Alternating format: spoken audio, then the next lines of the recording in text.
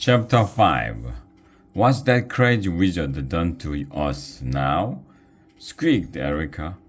Turned us into flies. Squeaked Angers. Who is us? Buzzed Janice. Wiggy, what shall we do? Squeaked Dudwin. Let me think, said Wigglytuff. They could chant the word to break the spell. Then they would no longer be flies, but that meant a long hike to the dragon school. Wigglytuff wanted to find the worm now. Let us fly to Dragon's Legs Academy, he squeaked. Do you remember the way, Erica? I think so, said Erica, but I can't carry my stash, squealed Angers. I'm hungry for sweets, said Janice. Let's eat now. Oh, all right, squeaked Angers. Without another word, the five flies descended on Anger's stash. They ate and ate, though they hardly made a dent in the Camelot Crunch bars, licorice dice, medieval marshmallows, ginger lollies, or jolly jelly worms. When they could eat no more, they spread their wings and took to the air. With Erica in the lead, off they flew to Dragon's Legs Academy. They flew on their tiny fly wings for what seemed like forever. At last, they landed in the DSA castle yard near old Strawgutch, a scarecrow knight the dragons used for practice. Ready? Squeaked Wigglytuff. Together they chanted, Fly no more. Jounce! Wigglytuff felt as if he were being stretched like a piece of toffee as he grew back into himself. You and your wizard, grumbled Erica, shaking out her legs.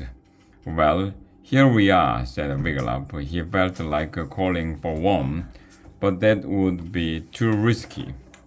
Dudwin looked at the castle. That looks kind of like our school, he said. Only 10 times bigger. Dragons go here? Only slacker dragons, Dud, said Wigglytuff. Slacker dragons do not like to flame villages or fight knights. That time, Jellock changed us into dragons. We flew away from our DSA and landed at this school, added Angers. And you say it's dangerous for us to be here? Janice asked excitedly. Very dangerous, said Erica. The teacher that dragons tried to flame us the last time we were here, put in Angers. Oh boy, said Janice. Maybe we will see some real action. Come on, Wigglytuff said more bravely than he felt. Let us find the worm. Keeping low, the questions made their way toward the castle. They reached it just as two dragons burst out the door, nearly flattening them. Oh my gosh, cried the green and white striped dragon. Little knights, are you here to slay us? Cried a yellow and black dragon with a shiny black crest. No, never, cried Wigglytuff. He stared at the yellow and black dragon. Taxi? He said. He turned to the green and white one. Cece, do you not remember me? You dudes were the fake dragons, Taxi exclaimed. I remember, exclaimed Cece. You were under a spell or something. Wigglytuff nodded. Now we have come looking for a real dragon, Worm. He is green and has yellow eyes with cherry red centers. Do you know him? Oh, yeah, sure, said Cece. Hooray, hooray, cried all the questers, forgetting that their lives were in danger. Wigglytuff grinned from ear to ear. Where is he? Don't know, said Taxi. He took off yesterday. Say not so, cried Wigglytuff. He did, said Cece. I think he was homesick or something. Poor dude, said Taxi. Said he had to find somebody he missed a whole lot. Wigglytuff couldn't help but think the one Worm missed was him.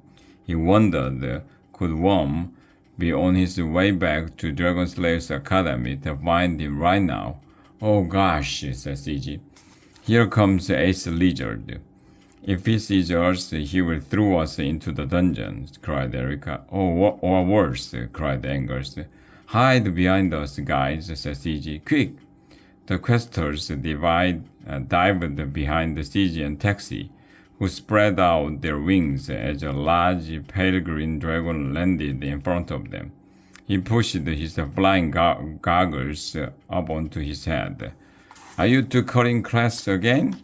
Ace Lizard asked the dragons. Sort of, said Taxi. We are flunking out of a flaming class, Mr. Lizard, said CG. All the more reason you should. Ace Lizard's eyes widened.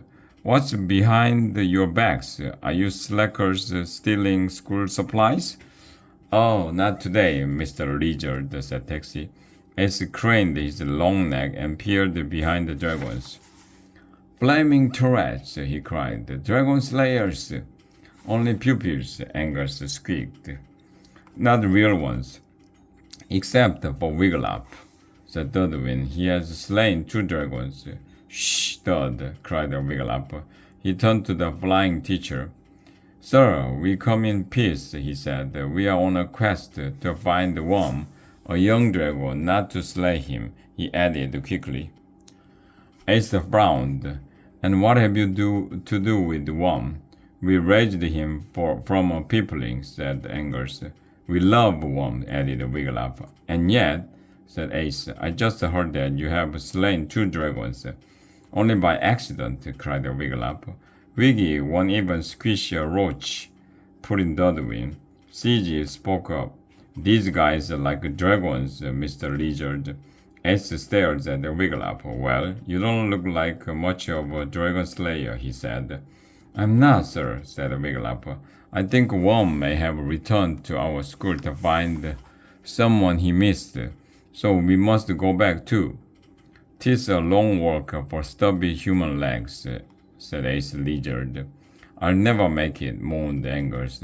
Since you came here because you truly care for Worm, Ace said, I will give you a ride back to your school.